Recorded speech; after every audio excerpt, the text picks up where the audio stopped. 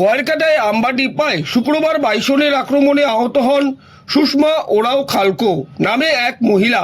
স্থানীয় সূত্রে জানা গিয়েছে ২৬ বছর বয়সী ওই গৃহবধূ এদিন তার মেয়েকে স্কুল থেকে বাড়ি আনতে যাচ্ছিলেন।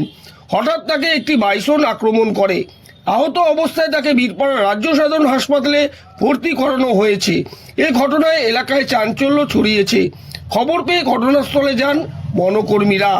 এ প্রসঙ্গে কি বললেন স্থানীয় বাসিন্দা, শুক্রবার বিকেল ৪টা নাগাদ শুনে নেওয়া যাক।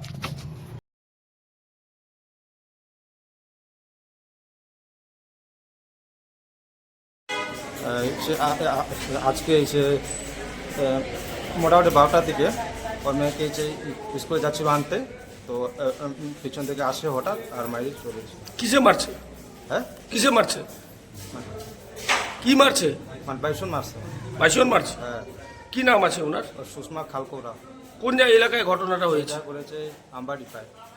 আমবাটিপা এলাকায়। কয়টা বাইসন ছিল? একটাই। একটাই ছিল।